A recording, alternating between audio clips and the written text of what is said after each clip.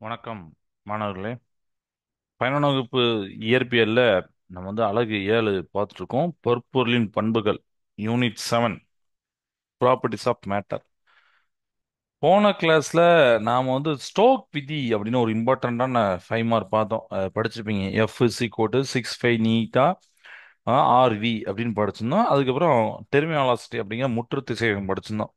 எப்படி ஒரு கான்ஸ்டண்டா வருது அந்த டைம்ல அதுக்கு நம்ம கோலம் எடுத்திருந்தோம். அப்புறம் அந்த எடுத்துக்கிற லிக்விட் எடுத்திருந்தோம். அதோடைய டென்சிட்டி அடர்த்தியை வச்சுன்னா நம்ம விக்கும் ஆருக்கும் உண்டான ரிலேஷனை பார்த்தோம். அடுத்த டெர்மினாலஜிட்டி VD is directly proportional r square. அந்த பாலோட ரேடியஸ் எப்படி இருக்கோ அதுக்கு ஏத்தாப்புல அந்த டெர்மினாலஜிட்டி இருக்கும் அப்படிங்கிறத நம்ம பார்த்தோம். ஓகேவா? ஃபைன். நாம இன்னைக்கு பார்க்கக்கூடிய ஃபார்முலா பார்த்தீங்கன்னா பாய்சன் சமன்பாடு. அதாவது பாய்சன் சமன்பாடு அப்படின்னு போட்டுருவாங்க. பாய்சோய் ஒரு நுண்குழாய் அப்படின்னு போட்டிருப்பாங்க. ஒரு நுண்குழாய் வழியே திரவத்தோட சீரான ஓட்டத்தை பகுப்பாய்வு செய்தார். அந்த நுண்குழாய் வழியாக ஒரு நொடியில் பாயும் திரவத்தின் பருமனுக்கான சமன்பாட்டை தெரிவித்தார் அப்படின்னு சொல்லிப்பாங்க. சரிங்களா? ஏன்னா இந்த ஈக்குவேஷன் நம்ம ஏன் ஃபர்ஸ்ட் படிக்கிறோம் அப்படின்னு ஒரு டாபிக் இருக்குல்ல. So Poiseuille is analyse the steady flow of liquid through the capillary tube. Capillary டியூப்னா ஒரு சின்ன டியூப். ஆக்சுவலாக அந்த கான்செப்ட் பின்னாடி வரும். Okay, capillary tube. அதுல ஸ்டெடி ஃப்ளோ ஆஃப் லிக்யூட அவர் அனலைஸ் பண்றார்.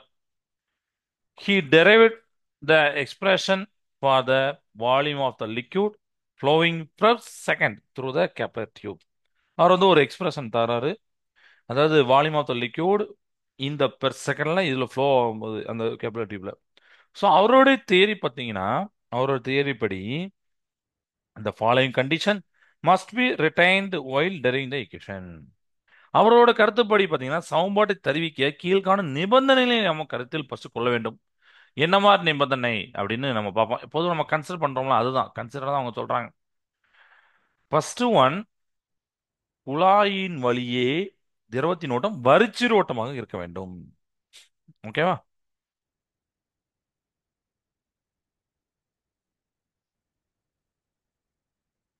Flow of liquid through the tube streamlined. நான் அதனால ஒரு ஹிண்ட் மாதிரி எழுதிக்கிறேன். வரிச்சிறு ஓட்டமாக இருக்க வேண்டும்.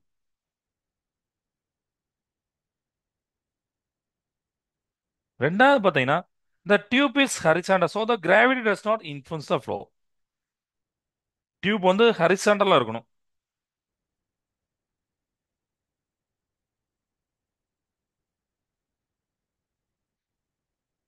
அதனால உங்களுக்கு கிராவிட்டி எந்த வித இன்ஃப்ளூன்ஸும் பண்ணாது அப்படிங்கிறாங்க. அப்படிதானே? குழாய் கிடைமட்டமாக புவியீர்ப்பு விசை நீர்ம ஓட்டத்தை பாதிக்காது இருக்க வேண்டும். ஸோ இது இட் இஸ் ஃபார் கிராவிட்டி. சரிங்களா? அப்படி சும்மா போட்டிருக்கேன் நமக்கு புரியறதுக்காண்டி தானே. மூணாவது பாயிண்ட், குழாயின் சுவரை தொடும் நீர்ம ஏடு ஓய்வில் இருக்க வேண்டும். The layer in contact with the wall of the tube is at rest. நம்ம அதை முன்னாடியே படிச்சிருப்போம். இப்போ நம்ம டியூப் எடுக்கிறோம், அந்த டியூபுக்குன்னு ஒரு வால் இருக்கும். அந்த வாழை தொட்டுட்டு இருக்க அந்த சுவரை தொட்டுக்கூடிய அந்த வாட்டரோடைய லேயர் ரஸ்ட் அப்படின்னு வச்சுக்கணும். Layer in contact with wall, wall rust. And fourth point பார்த்தீங்கன்னா the pressure is uniform over any cross section of the tube. அதாவது குழாயோட எந்த குறுக்கு பரப்பிலும் அழுத்தம் சீராக இருக்க வேண்டும்.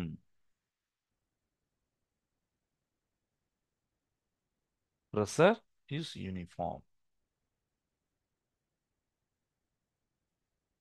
over any cross section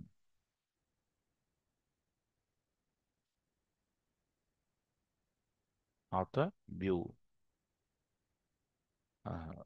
tube. சரியா? டியூபோட எந்த கிராஸ் செக்ஷன்லையும் நீங்க ப்ரெஷர் பார்த்தீங்கன்னா கான்ஸ்டன்டா இருக்கும். இதெல்லாம் நம்ம கன்சிடர் பண்ணணும். அதுக்கப்புறம் நம்ம ஃபர்ஸ்ட் யூனிட்ல படிச்ச டைமென்ஷன் அனாலிசிஸ், பரிமாண பகுப்பாய்வை நம்ம பயன்படுத்தி ஒரு லிக்யூட் ஸ்டடியா ஃப்ளோ ஆகுது ஹரிசாண்டல் டியூப்ல. சரியா? அதை நம்ம கன்சிடர் பண்ண போறோம். அதுல நம்ம சில இதெல்லாம் சொல்ல போறோம்.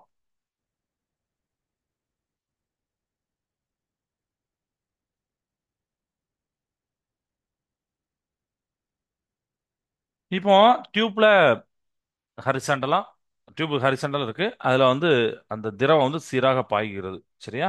Consider liquid steadily through the horizontal tube.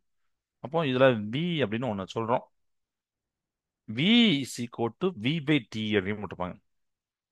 இது என்ன சார் அப்படின்னா, it is be the volume of the liquid flowing out per second through the capillary tube. சரியா? ஒரு நொடியில் வெளியேறும் திரவத்தோட பர்மன் இது. ஒரு நொடியில் நம்ம டோட்டலா பார்க்கறத விட ஒரு நொடியில் பார்க்கறதுக்கான டைம் டிவைட் பண்ணியிருக்காங்க. ஒரு நொடியில் வெளியேறும் திரவத்தோட பர்மன்.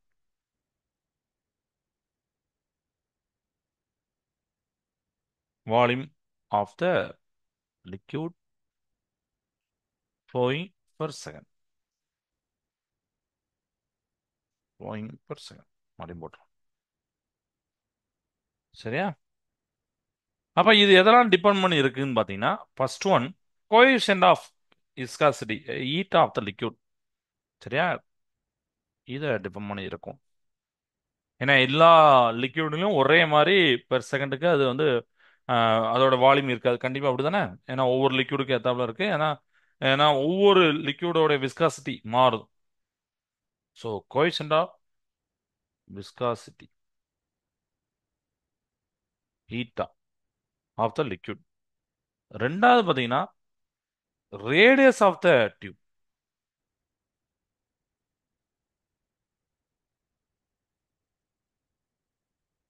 ஆர் நீங்க டியூப்போட ரேடியஸ் எப்படி இருக்கு அதை வச்சிருக்கு. மூணாவது பாத்தீங்கன்னா ப்ரெஷர் கிரேடியன்ட்.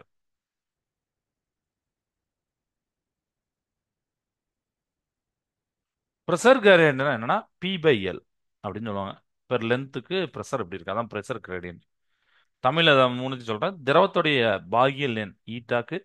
அப்புறம் குழாயோடைய ஆரம் ரொம்ப சின்னதா இருக்கா பெருசா இருக்கா, ஏன்னா அதுவும் ரொம்ப இம்பார்ட்டன்ட். நீங்க பின்னாடி பாப்பீங்க ரொம்ப சின்னதா இருந்தா அந்த ஓட்டம் நல்லா இருக்கும் அப்படின்னு சொல்லிட்டு. சரியா? ஓகே. அழுத்த சரிவு pressure gradient P by L ஆகிட்டு சார்ந்தது. இங்க கே என்பது ஒரு பரிமாணமற்ற மாறிலி அப்படின்னு ஒரு இதை சேர்த்துப்பாங்க. வேற K is the dimensional constant. அப்போ இந்த இடத்துல இப்போ நம்ம வால்யூமை ஃபர்ஸ்ட் எழுத போறோம். வால்யூம் பெர் செகண்டுக்குனால ஒரு வி ஸ்மால் வி வச்சிருந்தோம்னா அதை டைமென்ஷன்ல நம்ம போட போறோம்.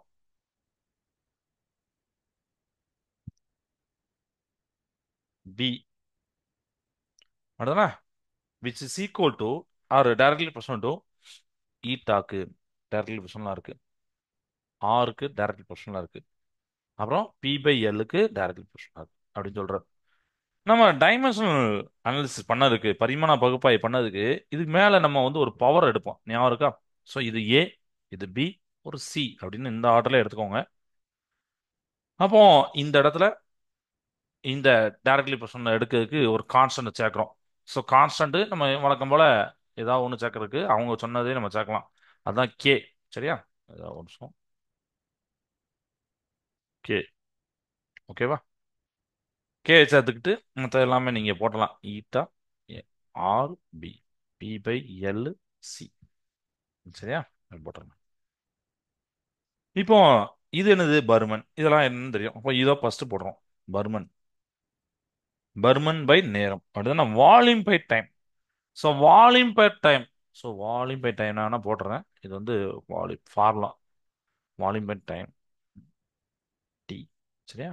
அப்போ வால்யூம்னா எல் கியூப், டைம்னா டி. ஸோ அந்த டீயை நான் மேலே போகிறேன். T inverse L cube T inverse. இப்போ ப்ரெஷர் கிரேடியன்ட் என்னன்னா அழுத்த சரிவை பார்க்க போறோம்.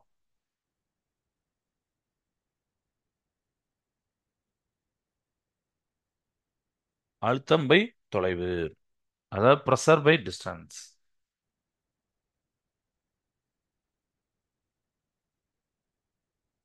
அவ்வளவுதானே?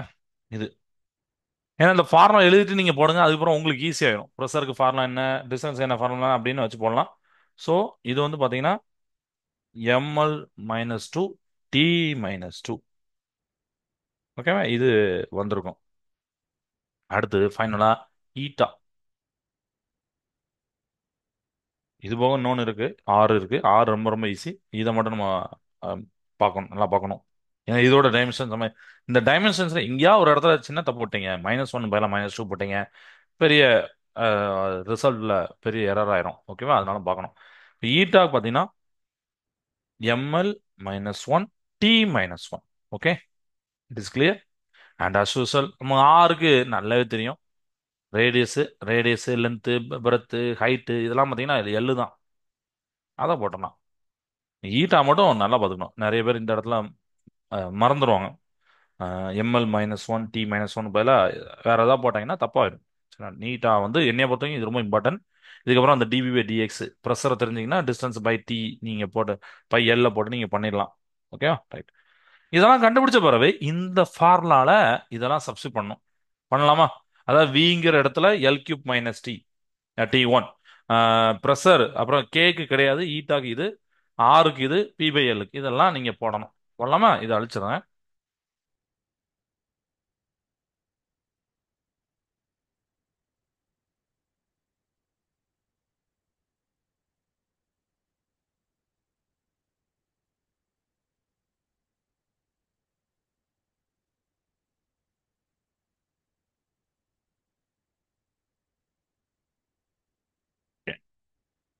ஸோ இந்த இடத்துல L³ T-1 அதை நம்ம போடலாம்.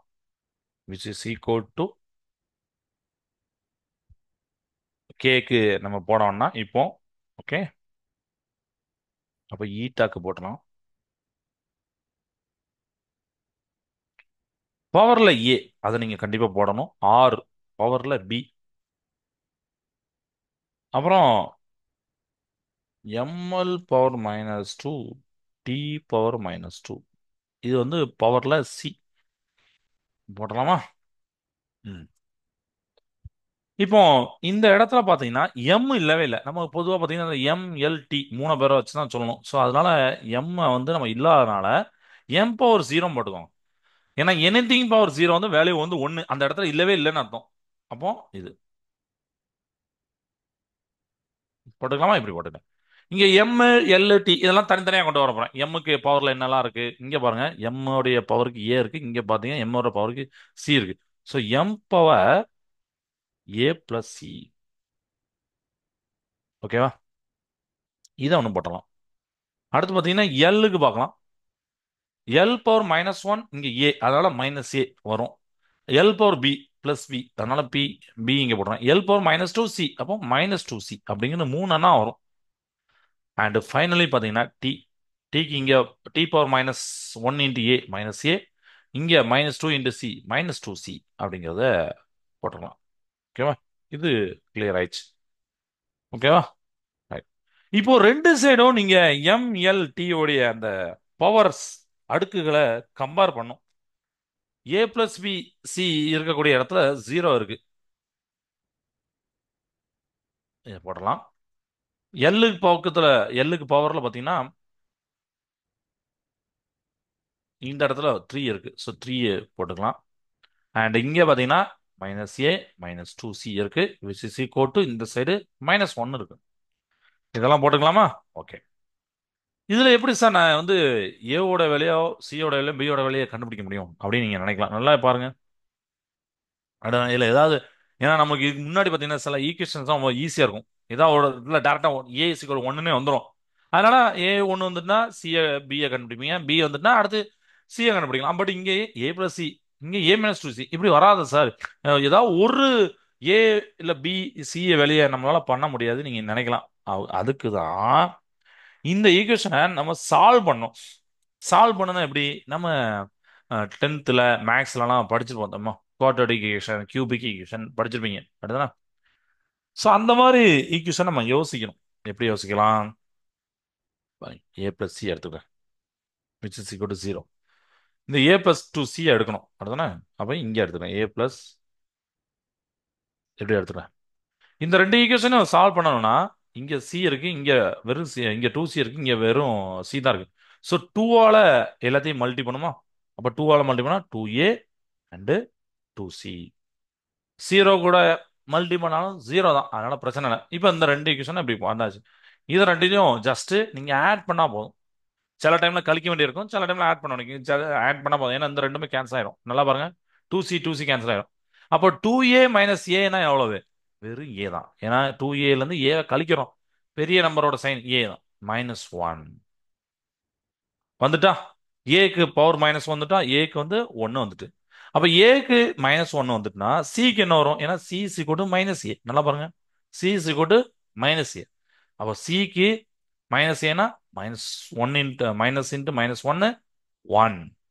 அப்ப ஏ சியும் கண்டுபிடிச்சாச்சா? இப்படிதாம்மா கண்டுபிடிச்சிருப்பாங்க. ஓகே. இது போக ஒரு ஆள் இருக்கார், பி இருக்கார். அவர் கண்டுபிடிக்கணும். இங்க என்ன இடம்? ஓகே, இதுல நான் செஞ்சு காமிக்கிறேன்.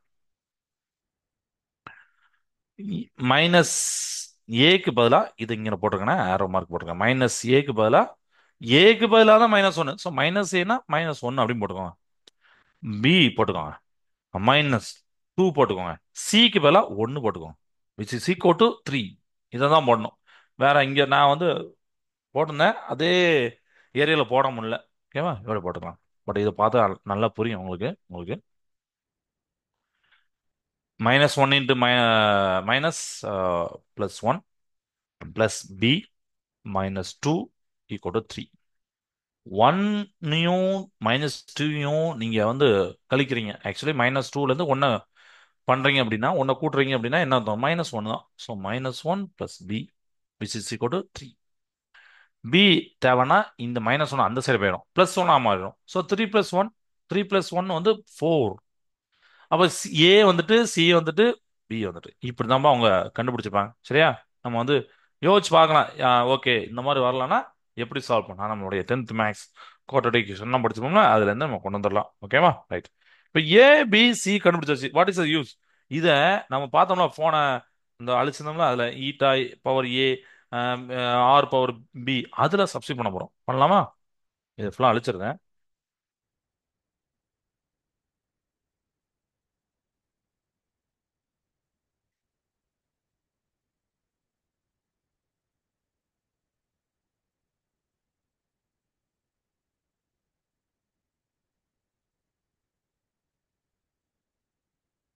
Okay. K eta power minus ஏக்கு பதிலா பிக்கு பதிலா 4 பி/எல்லுக்கு பவர்ல சி ஒன்று தான். கேவோட வெளியும் அடுத்து கண்டுபிடிக்கிறாங்க, சோதனை மூலம் கண்டுபிடிக்கிறாங்க. π/8 அப்படின்னு வருது. ஸோ π/8 இங்கே போட்டுக்கலாம். ஈட்டா பவர் -1 ஆர் பவர் 4 பி/எல் பவர் 1. இதை அலைன் பண்ண போறோம். எப்படி அலைன் பண்ணலாம்னா, இப்போ நீட்டா பவர் -1 எக்ஸ் பவர் மைனஸ்னா 1/xன்னு அர்த்தம்.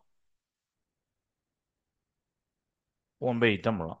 ஆர் பவர் 4 அதனால மேலேயே நம்ம ஆர் பவர் 4 போடலாமா? P/L/1 அப்போ P/L அப்படி போடலாம். ஸோ டைரக்டா இப்படி போடலாம். Pi r power 4 P/8 eta L, இதுதான் வி. மேற்கண்ட சமன்பாடு குறுகிய குழாய் அல்லது நுண்குழாய் வழியா செல்லும் நீர்ம ஓட்டத்திற்கான பொருந்தும், நீர்ம ஓட்டத்திற்கே பொருந்தும். இச்சமன்பாடு பாயாய் சமன்பாடு எனப்படும். இந்த தொடர்பானது மாறுநிலை திசைவேகத்தோட குறைவான திசைவேகம் கொண்ட பாய்மங்களுக்கு நன்கு பொருந்துகின்றது. அந்த மாதிரிலாம் பாயிண்ட்ஸ் கொடுத்துருப்பாங்க, ரொம்ப இம்பார்ட்டன்ட் பாயிண்ட். இப்போ நீங்க பார்த்தது என்னது? வால்யூம். அப்படின்னா பெர் செகண்டுக்கு பாயக்கூடிய வால்யூம். இது எதெல்லாம் டிபெண்ட் பண்ணிருக்குன்னா, ஒரு கான்ஸ்டன்ட் டிபெண்ட் பண்ணிருக்கு, but radius of the tube depend பண்ணிருக்கு.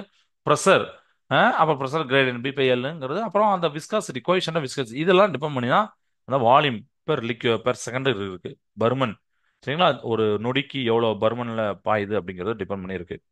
So the above equation is known as Poisson's equation for the liquid flow of liquid through the narrow tube or capillary tube.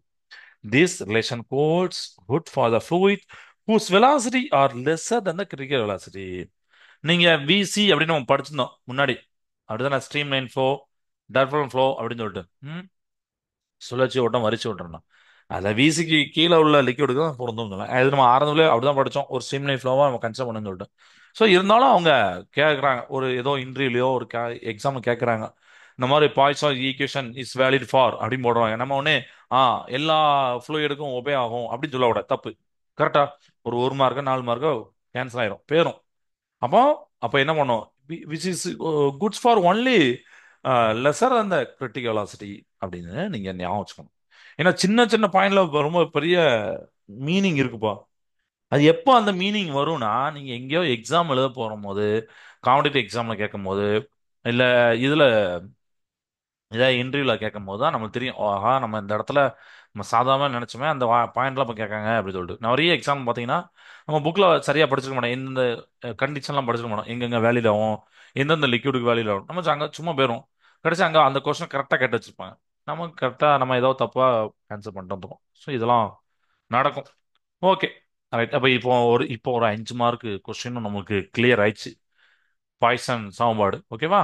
இப்போ இது கீழே இன்னொரு question கொடுத்துருப்பாங்க. Application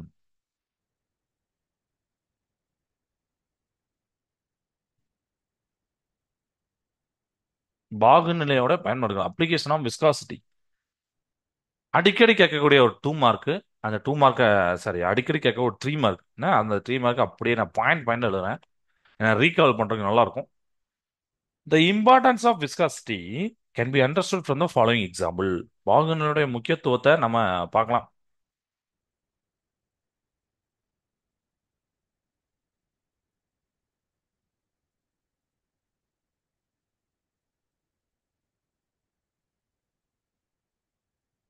சரியா? எங்கெல்லாம் use ஆகுது? The oil used as a lubricant for heavy machinery parts should have a high viscous coefficient. To select a suitable lubricant, we should know its viscosity and how it varies with temperature. ஏன்னா டெம்பரேச்சரை பொறுத்து மாறும். Temperature கூடினீங்கன்னா velocity decrease ஆகும். And also it helps to choose oil with low viscosity used in car engines. அந்த light மிஷினரியில் use ஆகும். சரிங்களா? So அது எப்படி எழுத போறோம்னா, ஹெவி மெஷினரிக்கு, மெஷினரி பார்ட்ஸ்ல, சரியா, நம்ம வந்து ஆயில் யூஸ் பண்றோம் லூப்ரிகண்டா. இது எப்படி இருக்கணும் அப்படின்னு பார்த்தீங்கன்னா, ஷுட் ஹேவ் ஹை. இப்போ அந்த பாயிண்ட் இப்படி இப்படி எழுதுறது உங்களுக்கு புரிஞ்சிருக்கும். High viscous coefficient.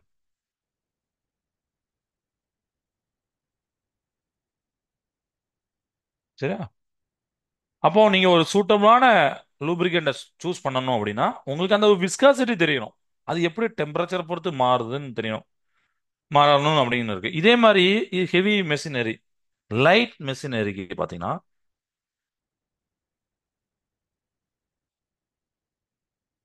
நீங்க சூஸ் பண்ணக்கூடிய ஆயில் பார்த்தீங்கன்னா லோ விஸ்காசிட்டியா இருக்கணும். இது இங்கிலீஷ்ல எழுதுறேன், அடுத்து தமிழ்ல நான் சொல்றேன். லோ விஸ்காசிட்டியா இருக்கணும். Used in car engine. So car engine போட்டிருந்தேன் வேணா. கனரக இயந்திரங்களுடைய பாகங்கள்ல உயவி அப்படின்னு போட்டிருப்பாங்க தமிழ்ல. நல்ல நல்ல அந்த வார்த்தை எனக்கு ரொம்ப பிடிச்ச வார்த்தை. லூப்ரிகண்ட்டுக்கு பார்த்தீங்கன்னா உயவி அப்படின்னு போட்டிருப்பாங்க. லூப்ரிகண்ட் இல்லை அப்படின்னா பார்ட்ஸ் தான் ஒண்ணுக்கு ஒன்று ஸ்கிராட்ச் எப்போ பார்த்தாலும் மெயினாக ஒரு ரிலேஷன் மோஷன்ல இருக்கும், ரிலேட்டிவ் மோஷன்ல இருக்கும். ஸோ ஒரு டேமேஜ் இல்லை. இது எப்படின்னா, ஒரு ஒரு பாகமும் ரொம்ப நாளா ஆஹ், அதுலயே வந்து ரொட்டேட் ஆயிட்டே இருக்கு, இல்ல ஏதோ டச் ஆயிட்டே இருக்கு, உரசுது அப்படின்னு பாத்தீங்கன்னா ஹீட் ப்ரொடியூஸ் ஆகும். சில நமக்கு டிசபிள் ரிசல்ட் கிடைக்கும். அதெல்லாம் இருக்கு. ஸோ இந்த OAV-லாம் அதில் யூஸ் பண்ணும், ஆயிலாம் யூஸ் பண்ணும் அப்படின்னா பயன்படும். எண்ணெய் அதிக பாகியல் எண்ணெய் கொண்டிருக்க வேண்டும். பொருத்தமான உயவியை தேர்வு செய்ய அதோடைய பாகுநிலை நமக்கு தெரியணும். அப்புறம் அது வெப்பநிலையை பொறுத்து எப்படி மாறுது அப்படிங்கிறத நம்ம தெரிஞ்சுக்கணும். சரிங்களா? வெப்பநிலை உயர்ந்தால் திரவத்தோடைய பாகுநிலை குறையும். இந்த பாயிண்ட் ஞாபகம் வச்சுக்கோங்க. மேலும் கார் இயந்திரம் இலகுரக இயந்திரம் அப்படின்னு சொல்லுவோம். அதுல பாத்தீங்கன்னா குறைந்த பாகுநிலை உள்ள எண்ணெய்களை தேர்வு செய்வாங்க. ஸோ இதெல்லாம் ஃபர்ஸ்ட் பாயிண்டா எழுதுறோம். ஸோ செகண்ட் பாயிண்ட், சில கருவிகளோட இயக்கத்திற்கு ஈரப்பதத்தை கொடுக்க அதிக பாகுநிலை கொண்ட திரவம் பயன்படுத்தப்படுகிறது மற்றும் அது நீரியல் தடுப்பு, ஹைட்ராலிக் பிரேக்ஸ் நம்ம பார்த்திருப்போம், தடுப்பு எண்ணெயாக பயன்படுகிறது. சரியா?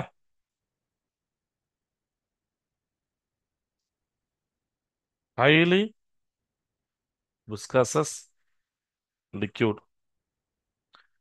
is used to dam the motion of some instrument. Dam the motion அப்படின்னு போட்டிருக்கேன். ஏன்னா ஒரு லைனுக்கு நமக்கு புரிஞ்சுக்கலாம். Damp the motion. ஓகேவா? ஏன்னா சில இன்ஸ்ட்ருமெண்ட்ல பார்த்தீங்கன்னா அந்த ஈரப்பதத்தை கொடுக்கறதுக்கு இதுதான் நம்ம பயன்படுத்துவாங்க. ஒரு ஹைலி விஸ்கஸ் லிக்விடா பயன்படுத்துவாங்க. And it is used as a brake oil.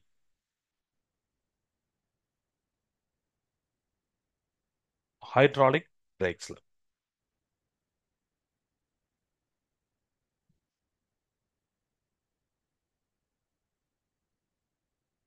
ஓகேவா? இது 2 பாயிண்ட். இவன் 2 பாயிண்ட் முடிஞ்சுதா? இன்னும் 2 பாயிண்ட் இருக்கு, இதை அழிச்சிடலாம். பார்த்துச்சா? ஓகே.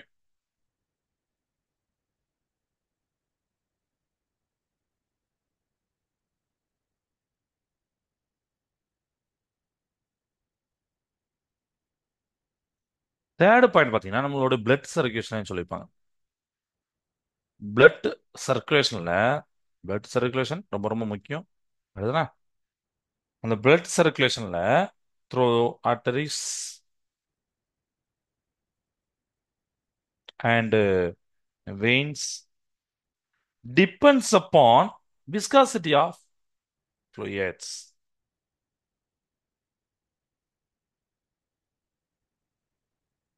அதாவது தமனிகள் அப்படின்னு சொல்லிட்டு நம்ம படிச்சிருப்போம். ஞாபகம் இருக்கா? சின்ன கிளாஸ்ல நம்ம தமிழ் படிக்கும் போது சயின்ஸ்ல தமனிகள் படிச்சிருப்போம். ஸோ தமனிகள் மற்றும் இரத்த குழாய்கள் வழியா ரத்த ஓட்டம் நீர்மத்தோடைய பாகநிலை சார்ந்தது. அதுல அந்த வெயின்ஸ்லையும் சரி, அந்த ஆர்டரிஸ்லையும் சரி, பிளட் எப்படி சர்க்குலேஷன் ஆகுது அப்படிங்கிறது அந்த நீர்மத்தோடைய பாகநிலை சார்ந்தது. சரியா? பாகநிலை எப்படி இருக்கு அப்படிங்கிறதுல இருக்கு. ஓகே. அடுத்து ஃபோர்த் பாயிண்ட். இந்த ஃபோர்த் பாயிண்ட்டை நீங்க 12th நல்லா டீட்டெயிலாக படிப்பீங்க. மில்லிகன் ஆயில் டிராப் எக்ஸ்பெரிமெண்ட்னு சொல்லிட்டு. இப்போ மேபி உங்க அக்காவோ அண்ணனோ படிச்சாங்கன்னா அவங்கள்ட்ட கேளுங்க. மில்லிகன் ஆயில் டிராப் மெத்தட்னா என்னன்னு கேளுங்க, சொல்லுவாங்க. ஒரு எலக்ட்ரானுடைய மின்னூட்டம், எலக்ட்ரான் நம்மளுக்கு தெரியும். எலக்ட்ரானுடைய மின்னூட்டம் சார்ஜ் பார்க்கறதுக்கு மில்லிகன் எண்ணெய் துளி ஆய்வை மேற்கொள்வார். அதுல பாத்தீங்கன்னா நம்ம இந்த ஸ்டோக்ஸ்ல டெரைவ் பண்ணோம்ல, அது அப்படியே அங்க இருக்கும். கே ஈட்டா எல்லாம் போட்டு நம்ம பண்ணியிருப்போம். ஒரு ஒரு 2 கிளாஸ் முன்னாடி, சாரி போன கிளாஸ்ல பாத்தீங்கன்னா அந்த ஸ்டோக்ஸ் விதி பார்த்துருவோம். ஸ்டோக்ஸ் விதி அப்படியே அந்த ஈக்குவேஷன் அங்க யூஸ் ஆகும். சரிங்களா? ஸோ அது இதை பாகநிலை தெரிஞ்சால் தானே அதெல்லாம் சொல்ல முடியுது. ஏன்னா ஈட்டா அங்கேயும் வரும். அவர் பாகநிலை பற்றிய அறிவை மின்னூட்டத்தை கணக்கிட பயன்படுத்தினார். பாத்தீங்களா? ஒரு ஒரு ஃபீல்ட்ல இருந்து அதுல இருந்து நாலேஜ் கேதர் பண்ணிட்டு இன்னொரு ஃபீல்ட்ல அது எப்படி அப்ளை பண்றாங்க பாருங்க. இதுதான் உண்மையான நம்ம ஒரு ப்ராசஸ். நம்ம ஏதோ படிக்கிறோம் 2 மார்க் வாங்குறோம் அப்படி இல்லை. எங்கேயோ படிக்கிறோம். வேற ஏதோ இடத்துல நீங்க கொண்டு போய் இதை ட்ரை பண்ணி பார்க்கலாம். இல்ல அங்கனே ஓகே இந்த இடத்துல ஒரு கேப் வருதா, பேலன்ஸ் வருதா, இதை எப்படி யூஸ் பண்ணலாம் கூட நீங்க பார்க்கலாம் ஃபியூச்சர்ல. So Millikan conducted oil drop method experiment to determine the charge of electron. இந்த எக்ஸ்பெரிமெண்ட் எதுக்கு பண்றாருன்னா எலக்ட்ரானோட சார்ஜ் பார்க்கறதுக்கு. எலக்ட்ரான் சார்ஜ் தெரியும்ல எவ்வளவு? 1.6 × 10⁻⁹ கூலும். ஸோ மைனஸ் சைன் போடணும். அதுதான் எலக்ட்ரானும் மைனஸ் சைன், புரோட்டானும் பிளஸ் சைன். 1.6 × 10⁻⁹ கூடும். ஓகேவா? ஸோ அந்த சார்ஜ் ஆஃப் எலக்ட்ரானை பார்க்கறதுக்கு ஆயில் டிராப் யூஸ் பண்றோம். அந்த இடத்துல இந்த விஸ்காசிட்டி உடைய நாலேஜ் ரொம்ப ரொம்ப முக்கியம்.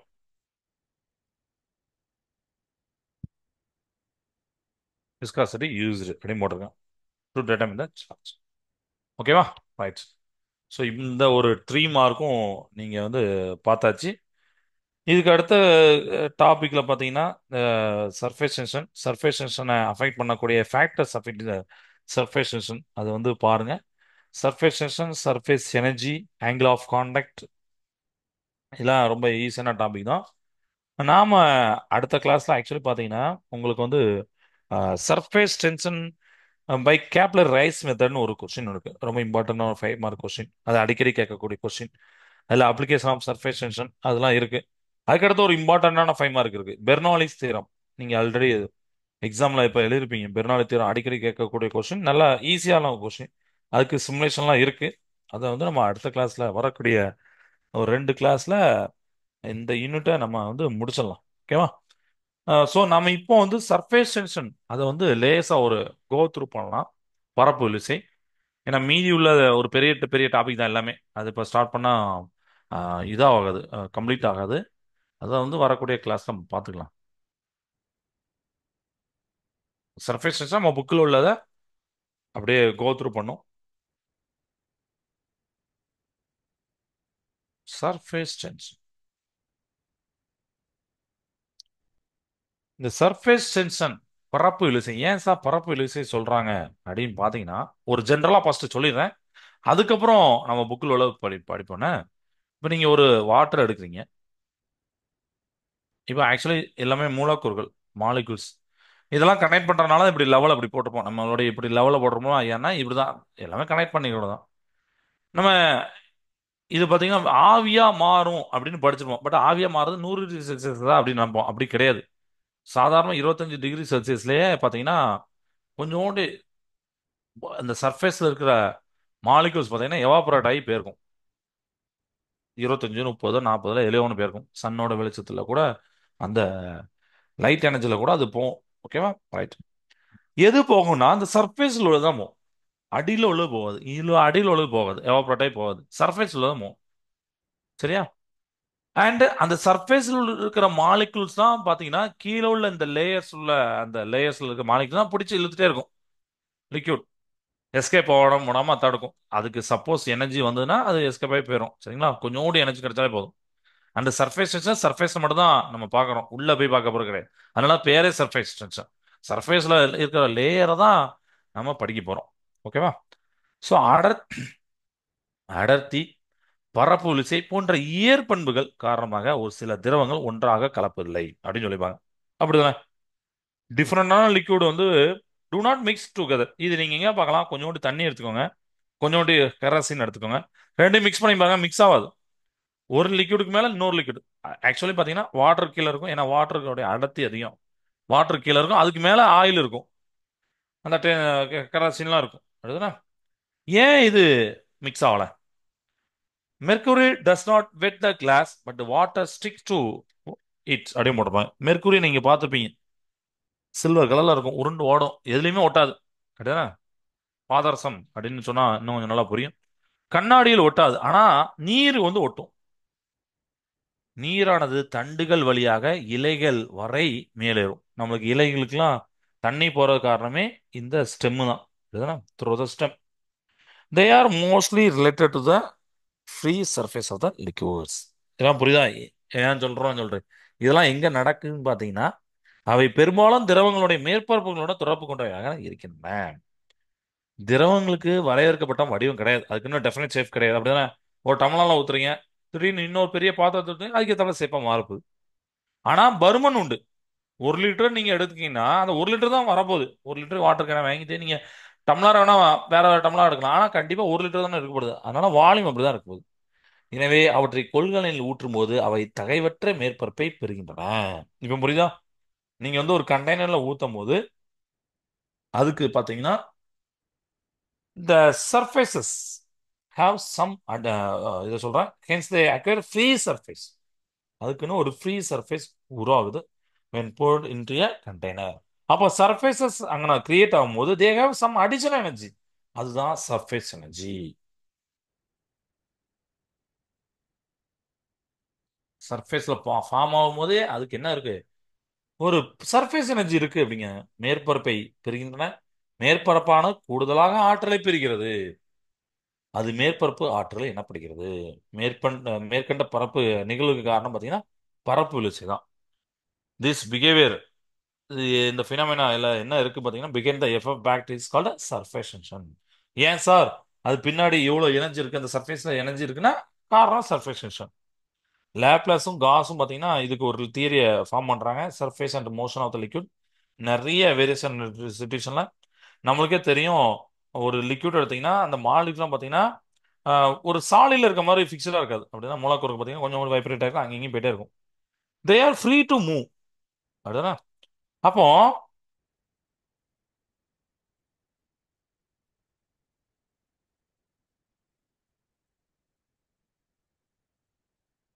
மூலக்கூறுகள் இப்படி இருக்குன்னா அங்கேயும் அப்படியே. சரியா? அப்படி இருக்கு. எல்லா பக்கம் அப்படி போயிட்டே இருக்கும். The force between the like molecules which holds it together is called cohesive force.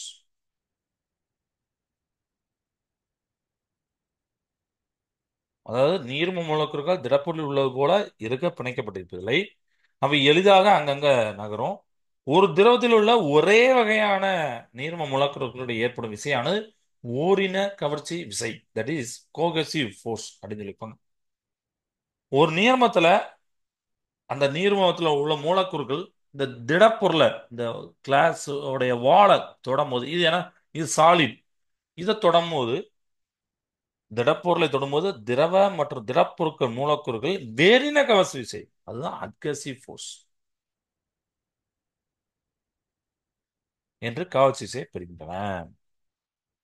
When the liquid is in contact with a solid, the molecules of the tube, the molecules of this solid and the liquid will experience attractive force.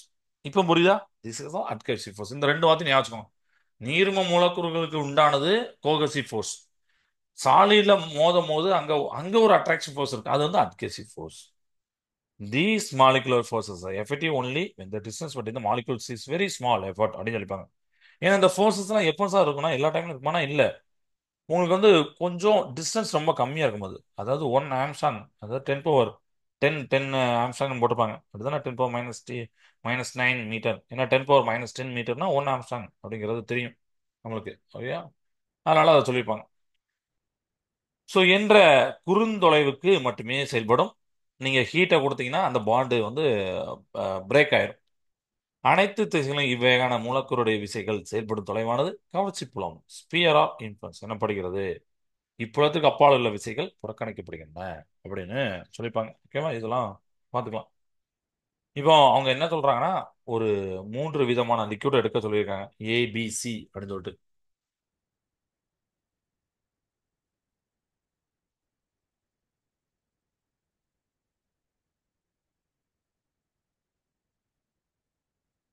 Okay. Let molecule A B consider, ஏன்னா அது வந்து 3 டிஃப்ரெண்டான molecule. நம்ம வந்து molecule போடுவோம், சரி. நான் வந்து ஒரே இதில் 3 மாலிகுல் ஏபிசின்னு இதில் போட்டேன். இன்னொன்று பார்த்தீங்கன்னா நல்ல இது முங்குற மாதிரி இருக்கக்கூடாது, பாதி லேசாக முங்கியிருக்க மாதிரி போடணும். ஒன்று வந்து நல்லா முங்கியிருக்கணும். நம்ம நல்லா முங்கியிருக்கிறத ஏன்னு சொல்லுவோம், பாதியா கொஞ்சோண்டு முங்கியிருக்கிறத பின்னு சொல்லுவோம், பாதியா முங்கியிருக்கிறத சின்னு சொல்லுவோம். ஒரே இதில் போட்டுடலாம். ஓகே, இப்படி இருக்கு. அப்போ இதுல பார்த்தோன்னா உங்களுக்கு தெரியுது சார், நல்லா ஏ வந்து மாலிக்கு வந்து நல்லா உள்ள முங்கி இருக்கு சார் அப்படின்னு சொல்லலாம். அப்படிதான் inside liquid within the sphere of influence சொல்லிப்பாங்க. Since this molecule interacts with all the molecules in all direction. இது மாலிகுலா நினைக்கும் போது இந்த மாலிகுல் மற்ற எல்லா மாலிகுல் கூட ஒரு இன்ட்ராக்ஷனை மேக் பண்ணுது, ஒரு இடைவினை புரியுது, அப்படிதானே? அப்போ நெட் ஃபோர்ஸ் இதுல ஆக்ட் ஆகுது பார்த்தீங்கன்னா 0, தொகுபையின் விசை 0. இப்போ பியை நீங்க பாக்குறீங்க, இதுல பாத்தீங்கன்னா 3/4 lies below the liquid surface. அதனால ஒரு பங்கு நம்ம வெளியே காட்டியிருக்கோம். 3/3/4 அப்படி போட்டிருப்பாங்களா, பிலோ த லிக்விட் சர்ஃபேஸ். 1/4 வந்து வெளியே இருக்கு, ஏர்ல இருக்கு. P has more molecule towards lower side, ஏன்னா அதுல தான் அதிகமான மாலிகுல் கீழே தான் இருக்கு, lower side then the upper side. அப்போ இதுல எக்ஸ்பீரியன்ஸ் நெட் ஃபோர்ஸ் இருக்கு, டவுன்வர்ட் டைரக்ஷன் இருக்கு, 0 கிடையாது, டவுன்வர்ட் டைரக்ஷன் இருக்கு. இதே மாதிரி நீங்க சியை பார்க்க போறீங்க. சி பாத்தீங்கன்னா ஆக்சுவலி ஒரு அப்பர் ஹாஃப் வந்து ஏர்ல இருக்கு, அப்பர் ஹாஃப் வந்து லிக்யூட்ல இருக்கு, திரவத்திலையும் நீர்லயும், சாரி வாயுலையும் இருக்கு, காற்றுலையும் இருக்கு. It experiences a maximum downward force due to the availability of more number of liquid molecule on the lower part அப்படின்னு சொல்லிப்பாங்க. இதுக்கும் பாத்தீங்கன்னா உங்களுக்கு வந்து மேக்ஸிமம் டவுன்வர்ட் ஃபோர்ஸ் தான் இருக்கும், பிகாஸ் ஆஃப் கீழே பாத்தீங்கன்னா more number of molecules available there. அப்போ hence it is obvious that all molecules of the liquid that falls within the molecule range inside the liquid interact with the molecule and hence experience a downward force. அப்ப இதுல இருந்து என்ன தருது அப்படின்னா, உட்பகுதியில் இருக்க எந்த ஒரு மூலக்கூறையும் திரவத்தோடைய மேற்பரப்பு நம்ம கொண்டு வரணும்னா ஓரின கவர்ச்சி விசைக்கு எதிராக வேலை செய்ய வேண்டியுள்ளது அப்படின்னு சொல்லிப்பாங்க, அப்படிதான். அதாவது அதிகபட்சமான கீழ்நோக்கி விசையை பெறுகிறது, ஏனெனில் கீழே தான் திரவ மூலக்கூறுகள் நிறைய இருக்கு, கீழ்ப்பகுதிகள் உள்ளன. மூலக்கூறு எல்லைக்குள் உள்ள திரவ மூலக்கூறு அனைத்தும் சி மூலக்கூறு இணைப்பினை புரிந்து கீழ்நோக்கிய விசையை உணருது அப்படின்னு சொல்லிப்பாங்க. அப்ப இருக்கக்கூடிய எந்த ஒரு மூலக்கூறு நீங்க கீழே இருக்க மூலக்கூறையும் மேற்பரப்பு கொண்டு வரணும்னா ஏற்கனவே அட்ராக்ஷன் ஃபோர்ஸ் இருக்கும், அப்படிதானே? அதையும் தாண்டி கோகசிவ் ஃபோர்ஸ்க்கு எதிராக நீங்க ஒரு வேலை செய்ய வேண்டும். இந்த வேலையானது இந்த மூலக்கூறுகளை வேலையா நிலையாற்றலாக சேமிக்கப்படுகிறது. எனவே திரவ மேற்பரப்பில் உள்ள மூலக்கூறுகள் உட்பதில் உள்ள மூலக்கூறுகளோட அதிக ஆற்றலை பெற்றுள்ளன, அதிக நிலை ஆற்றலை பெற்றிருக்கணும், பொட்டன்ஷியல் எனர்ஜி இருக்கும். ஆனால் ஒரு அமைப்பு சமநிலையில் இருக்க வேண்டுமாயின் அதன் நிலையாற்றல் பரப்பாற்றல் சிறுமமாக இருக்க வேண்டும்.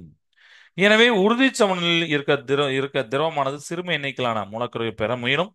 வேறு வகையில் கூறுவமான திரவமானது சிறும மேற்பரப்பினை பெற முயலும். திரவத்தோட இந்த பண்பானதான் பரப்பு விசையை உண்டாக்கின்றது அப்படின்னு சொல்லிப்பாங்க. சரியா? சோ எந்த ஒரு மாலிகுலும் கீழே இருக்கு, அது மேல கொண்டு வரணும்னா நீங்க ஒரு எக்ஸ்ட்ரா ஒரு ஒர்க் பண்ணும். அந்த ஒர்க்கு அந்த சர்ஃபேஸ்ல ஒரு எனர்ஜியா ஸ்டோர் ஆகும், பொட்டன்ஷியல் எனர்ஜியா ஸ்டோர் ஆகும் அந்த மாலிகுல்ல. அப்போ மேல இருக்கிற மாலிகுல் பாத்தீங்கன்னா எக்ஸ்ட்ரா ஒரு எனர்ஜியா வச்சிருக்கும், will be greater energy than the lower molecules, அப்படிதானா? பட் ஒரு சிஸ்டம் ஸ்டேபிளா ஈக்குலிபிரியமா இருக்கணும்னா இந்த பொட்டன்ஷியல் எனர்ஜி சொல்றோம்ல, சர்ஃபேஸ் எனர்ஜி மஸ்ட் பி மினிமமா இருக்கணும். அதனாலதான் therefore in order to maintain stable equilibrium liquid always tend to have minimum number of molecules. அப்போ ஒரு ஸ்டேபிள் ஈக்குலிபிரியம் இருக்கணும்னா லிக்விடுக்கு எப்பவுமே மினிமம் நம்பர் ஆஃப் மாலிகுல் இருக்கணும் அப்படிங்காங்க. So the liquid tends to occupy the minimum surface area. அதனால minimum surface area தான் அது occupy பண்ணும். இதுக்கு காரணம் சர்ஃபேஸ் டென்ஷன் அப்படின்னு சொல்லிப்பாங்க. ஓகேவா? Right. இதெல்லாம் போய் பார்த்துட்டு வீட்டில் போய் படிச்சு பாருங்க, உங்களுக்கு புரியும். ஜஸ்ட் ஒரு ஓவராலா சொன்னோம். மீதி உள்ள டாபிக் நம்ம அடுத்த கிளாஸ் பார்க்கலாம். இந்த கிளாஸை நம்ம நிறைவேற்றலாம். வாழ்க பாரதம், வெல்க தமிழகம். நன்றி, வணக்கம்.